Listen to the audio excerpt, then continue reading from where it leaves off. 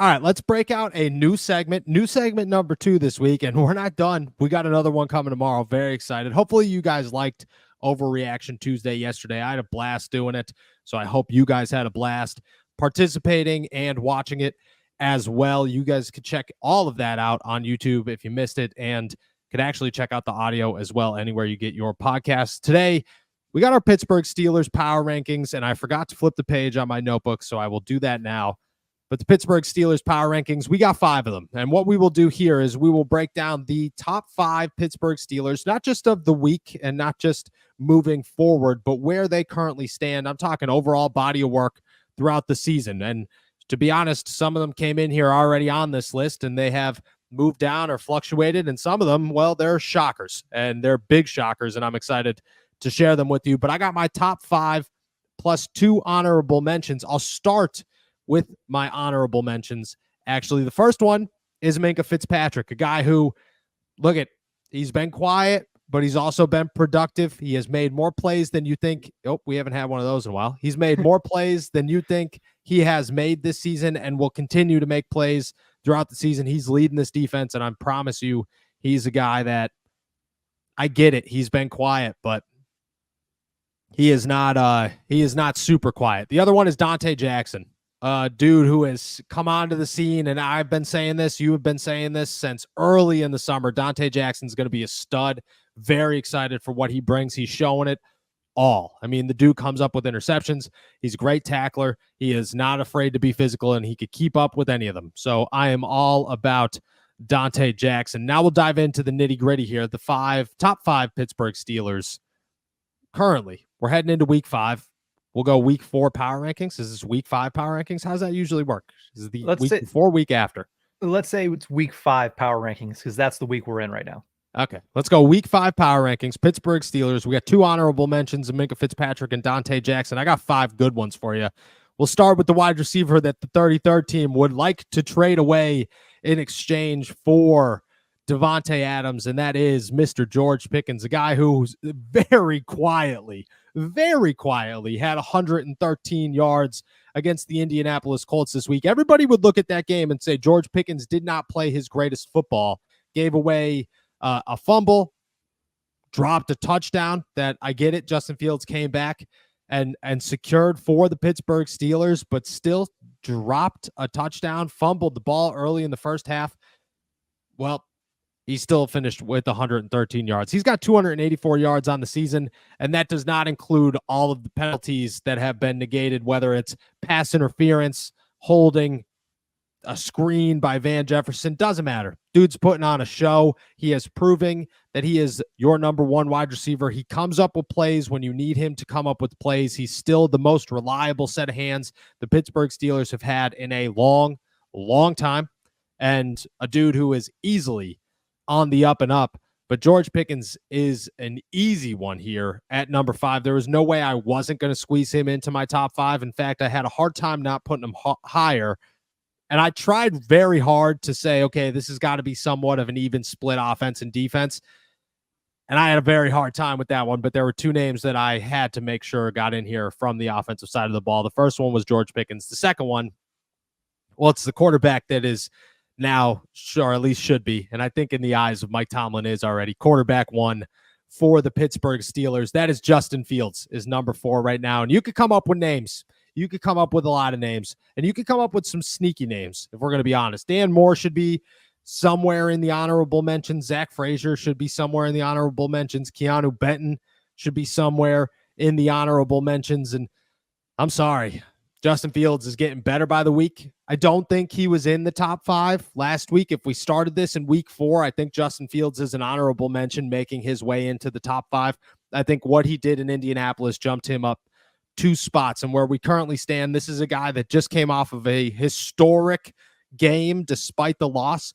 First quarterback for the Pittsburgh Steelers to throw for over 300 yards, rush for over 50 yards, and score 3 touchdowns in a game. He put the entire team on his back. And I get it. That last drive was rough, and you got to be better than it.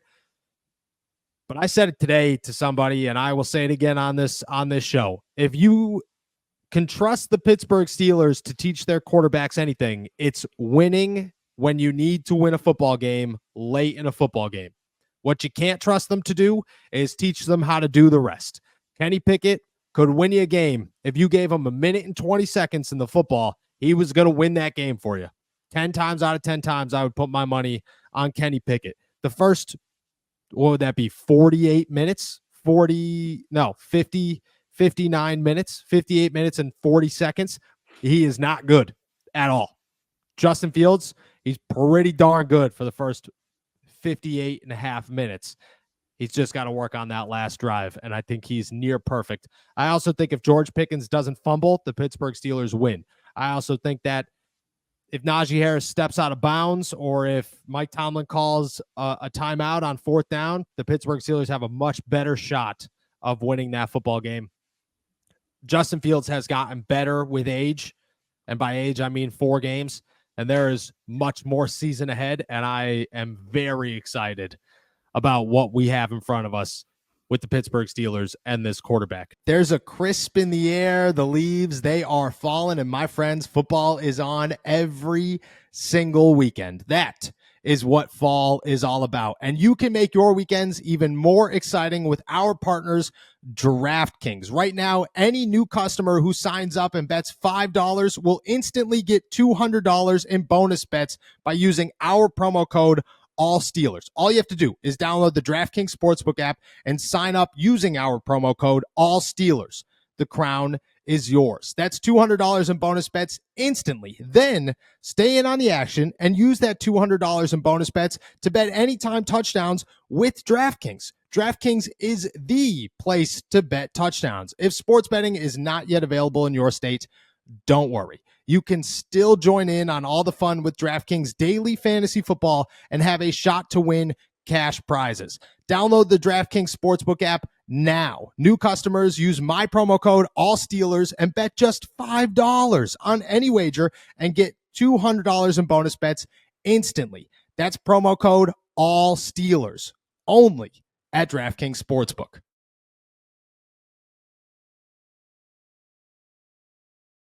Number 3, and then I'll ask you your opinion on my top 3 before I dive into my last 2 here. Cam Hayward. You want to talk about the most underrated player on the Pittsburgh Steelers right now, it is Cam Hayward.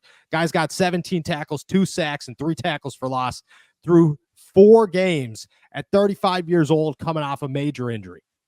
Worth the contract? Yeah, I would say yes. I would say yes, he is. Cam Hayward, like I just said, has been the most underrated player in Pittsburgh all season long.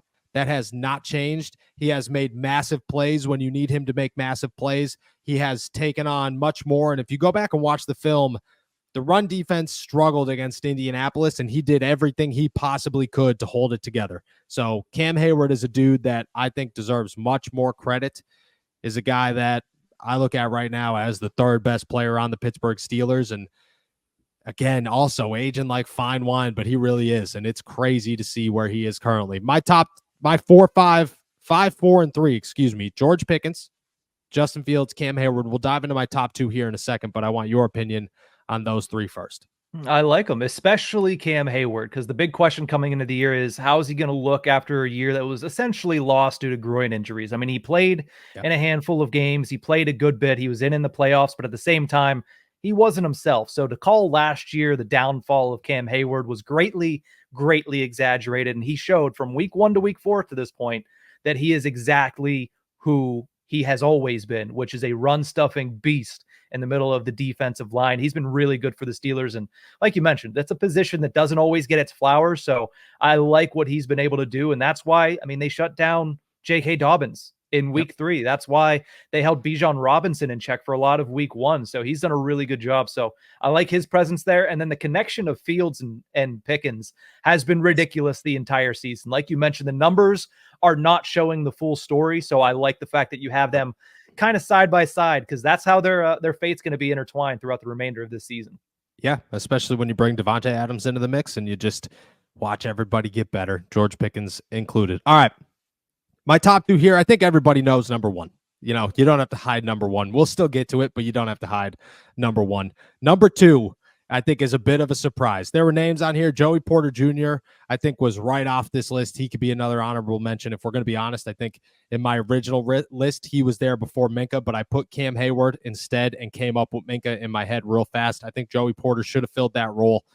But number 2, to me, Deshaun Elliott.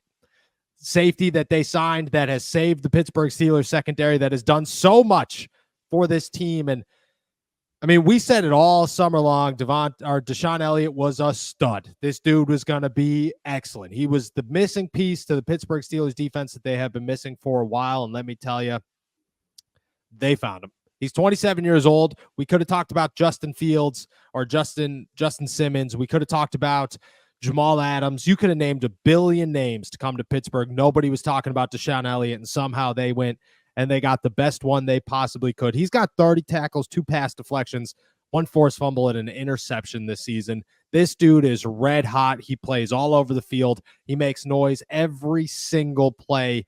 I'm sorry, but I don't think that there's anybody in the secondary right now as good as Deshaun Elliott is. That dude is an absolute stud. And the number 1 on this list, 0 questions asked, TJ Watt, a guy who started this season red hot by taking over, and you could ask Justin Fields this, taking over a game in Atlanta against the Falcons. He had 1 sack, should have had 3, probably more, including a bow at the end there.